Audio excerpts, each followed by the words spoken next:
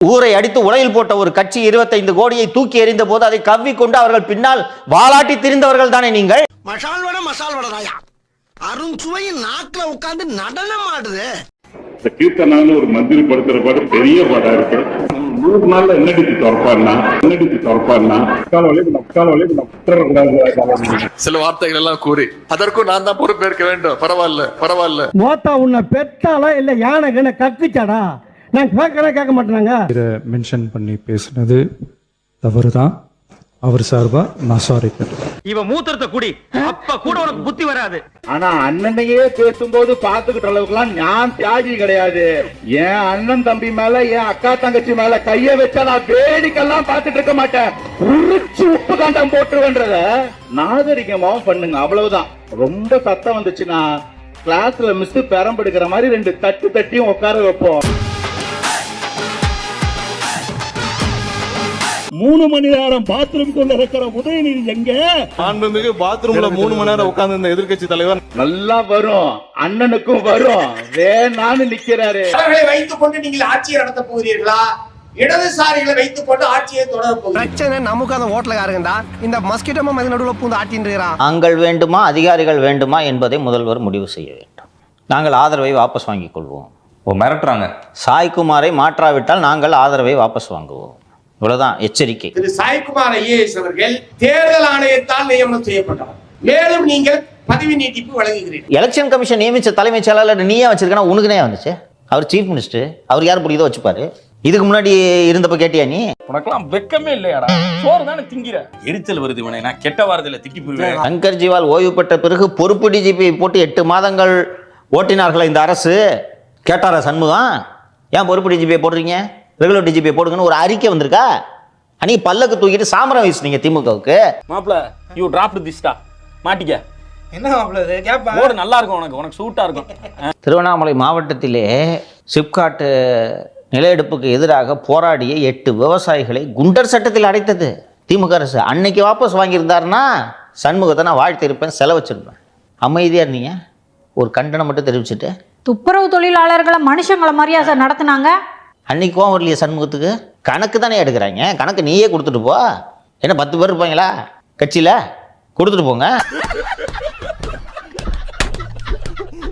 என்ன அப்படிப்பட்ட ஒரு கொடுமையை உங்களுக்கு இழைத்து விட்டார்கள் என்று இன்று பொறுமுகிறீர்கள், கொதிக்கிறீர்கள், துடிக்கிறீர்கள். 5 ஆண்டுகள் தமிழகத்திலே ஒரு மக்கள் விரோத ஆட்சி நடைபெற்றது. இன்னைக்கு கேட்குறாரு சண்முகம், ரோசமா கோபமா? 5 வருஷம் ஸ்டாலின் ஆட்சியா நடந்துச்சு. ஸ்டாலின் பொம்மை முதல்வர் என்பது சண்முகத்துக்கு தெரியாதா? என்னை வச்சு ஒன்னும் காமெடி பண்ணலையே. அருட்தந்தை செந்தில் வேலை, தீப்பொறி தினேஷ், முருகானந்தம், யூசி, இவங்க தானே ஆட்சி நடத்தினது. உதயநிதி நினைத்ததை கூட செய்ய முடியாது, கனிமொழி நினைத்ததை செய்ய முடியாது, சபரீசன் நினைத்ததை செய்ய முடியாது, துர்கா நினைத்ததை செய்ய முடியாது. எல்லாமே போயிட்டு இருக்காங்க. செல்விக்கு அந்த ஏரியா பக்கத்தே இடம் இல்ல. தமிழரசு நினைத்ததை செய்ய முடியாது, அழகிரியால் வாய் திறக்கவே முடியாது, கே நேருவால் எதுவும் செய்ய முடியாது, செந்தில் பாலாஜியால் எதுவும் செய்ய முடியாது. இந்த 6 தானே இந்த அரசாங்கத்தை நடத்தியது. அப்போது சண்முகத்துக்கு இது அதிகாரிகள் ஆட்சியாக தெரியவில்லையா?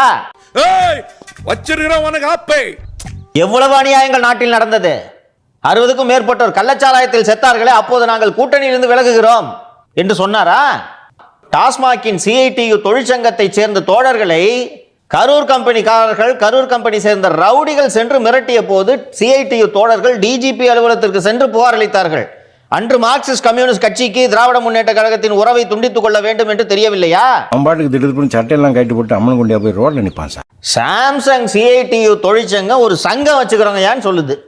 சாம்சங் நிர்வாகம் உலகம் பூரா எங்களுக்கு சங்கமே கிடையாது, நாங்க உலகத்தில் எந்த இடத்துலையும் சங்கம் வைக்க அனுமதிக்கிறது உனக்கும் கிடையாதுன்றாங்க. 15 நாட்களுக்கும் மேல அந்த போராட்டம் தொடர்ந்தது. அப்போது கூட்டணியை முறித்துக் கொள்ள வேண்டும் என்று மார்க்சிஸ்ட் கம்யூனிஸ்ட் கட்சிக்கும் சண்முகத்துக்கும் தோன்றவில்லையா? பிபிசி நரேந்திர மோடிக்கு எதிராக ஒரு டாக்குமெண்ட்ரியை தயார் செய்கிறது. ஹூ இஸ் மோடி, அவர் மதக்கலவரங்களுக்கு துணை நின்றவர் என்பதுதான் அந்த ஆவணப்படத்தின் கருப்பொருள். இப்போது மாணவர் சங்கத்துக்காக வாய்க்கடிய பேசும் சண்முகம் அன்று இந்த டாக்குமெண்ட்ரியை சென்னை பல்கலைக்கழக வளாகத்தில் திரையிட முயன்றதற்காக எஸ்எஃப்ஐ தோழரை சென்னை மாநகர காவல்துறை கைது செய்த போது என்ன செய்து கொண்டிருந்தார்? அப்போது ஏன் வரவில்லை இந்த கோபம்? என்னடா முட்டாத்தனமா பேசிக்கிட்டு இருக்க முட்டா பயல. இப்ப என்ன குடிமுடிக்கு போச்சு? இப்ப இந்த தலைமைச் செயலாளர் அப்படி என்ன பஞ்சமா பாதகத்தை செய்து விட்டார்? அதெல்லாம் ரகசியம், சொல்றதுக்கு இல்ல.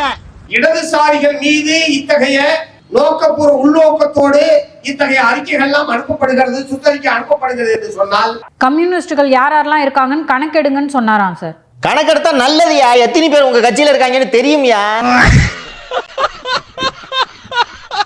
இதற்கு முன்பு கம்யூனிஸ்டுகளை உளவுத்துறையினர் கண்காணித்தது இல்லையா? இப்போதும் கண்காணிக்கிறார்கள், எப்போதும் கண்காணித்துக் கொண்டிருந்தார்கள்.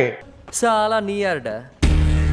ஒரு அரசு கண்காணிக்கணும். ஆமா. நம்மளுடைய அரசுக்கு கீழே யார் யாரெல்லாம் கிளர்ச்சியாளர்கள் இருக்காங்க, எப்ப வேணாலும் அவங்க நம்ம அரசுக்கு த்ரெட்டா மாறுவாங்க. உலகம் முழுக்க இதுதான் நடைமுறை. இது சண்முகத்துக்கு தெரியாதா? ஏன்டா தயங்குற? தைரியமா சொல்றான். சொல்லு, நீதான் தைரியமா நாளத்தை சொல்லு. சொல்றா. 60 பேர் 70 பேர் சாவறாயா, கவர்மெண்டால சாவறாயா. போய் 2 பேர் கள்ளச்சாரம் குடிச்சிட்டு சாவறான். செத்ததுக்கு அந்த கலெக்டரும் அந்த ஊர் எம்எல்ஏ எல்லாரும் சேர்ந்து வந்துட்டு, ஏங்க இது கள்ளச்சாரத்துல செத்தது இல்லைங்க, இது சும்மாங்க, அவங்க வேற ஏதோ பஞ்சாயத்துக்குன்னு சொன்னோன்னா அந்த சாவுக்கு போய் குடிச்சிட்டு சாவறாங்க அதே கள்ளச்சாரத்தை. இப்பெல்லாம் கூட்டணி தர்மத்துக்காக அமைதியா இருந்தாங்க. அன்னைக்கு அந்த அதிகாரியை சஸ்பெண்ட் செய்ய வேண்டும் என்று சண்முகத்துக்கு தோன்றவில்லையா? ஐயோ, எந்த ட்ரெண்ட்ல பேசினாலும் எந்த ரூட்ல போனாலும் விடவே மாட்டேங்கிறானே, நான் என்ன பண்ணு? எவ்வளவு இழிவானவர்கள் இந்த கம்யூனிஸ்டுகள் என்றால், ஊழல் வழக்கில் செந்தில் பாலாஜியை அமலாக்கத்துறை கைது செய்கிறது. இந்த கைதை கண்டித்து ஒரு ஆர்ப்பாட்டம் நடத்துகிறார்கள். இதில் மார்க்சிஸ்ட் கம்யூனிஸ்ட் கட்சி கோவையில் நடந்த அந்த ஆர்ப்பாட்ட கூட்டத்தில் கலந்து கொண்டு பேசுகிறார்கள். இவங்களை எதுல சேர்த்துப்ப? யோக்கியர்களா நீங்கள்? அவர் கேள்விக்கு பதில் சொல்லுங்க மாமா.